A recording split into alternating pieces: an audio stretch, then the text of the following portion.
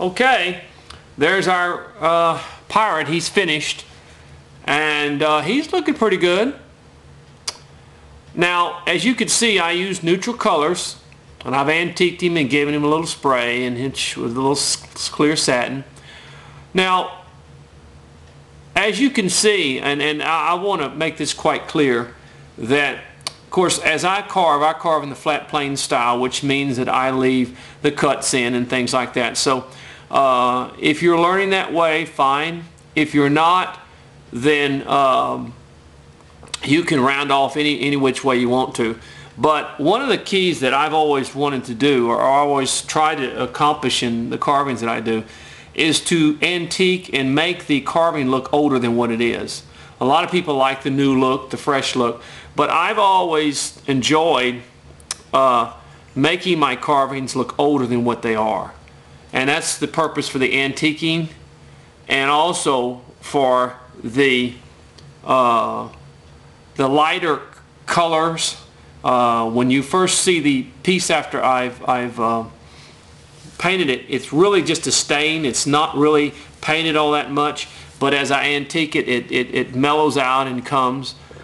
And so, as I said, I used a burnt umber for the shoe and for the peg leg, a brown for the pants, just a red oxide for the shirt, a little gray and gold for the belt. And then of course up here what I did, I used a red, and then I put the little white dots on it for the sash of the hat, and of course in the face, and I shaded the beard. One of the things that I've always wanted to do, like I said, is to make my figures, whenever you look at them, to not really know that I've just carved it. And I remember there was a lady recently that saw one of my pieces, and she said, you must have carved that a long time ago. I said, no, I just not 2 weeks ago carved it. And so that's why I don't use a lot of strong coloring. I use more of a stain color in the pieces that I do. For that reason, you don't have to do that. Remember, don't be afraid to paint it a little bit more if you want to. I just wanted to, but if I paint it too much, then the flat plane doesn't show through either. So that's another purpose. So he's kind of an ugly old fella, but he's been carved now. He's looking all right. But like I said, I want people to look at them and say, hey, that's been carved. That's been carved a while back. And that's just me, okay? That's just the way I like it. So anyway, there's our pirate, and he went through with our project. This is more for a beginner advanced carver. Those that are beginning, I would not attempt this type of project right now, because it's a little bit more difficult to do.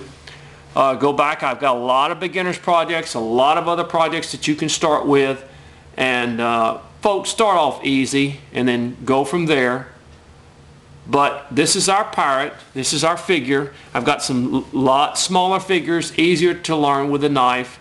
So this is more, like I said, for the more advanced beginner that's been doing a few projects, doing quite a few, and actually go to a figure. So anyway, this is the pirate, and I appreciate you doing this little project. And remember, my wonderful friend Arlene, she's got videos at carverswoodshop.com on YouTube. Then you have Gene Webb's got his videos, Alan Goodman, carvingvideos.com if you want some professional. I know some of this YouTube stuff is not as professional as they can do with a lot of. I know in carvingvideos.com they've got some very excellent videos there. Go there and purchase a video from these guys. It's great carvers like Mark Akers and Alan and Pete LaCour and all of them, just wonderful things. So this is just one style of carving, and just remember, there's other styles, but we try to help as much as possible. So God bless you now. It's been a fun project, and be careful. Bye-bye.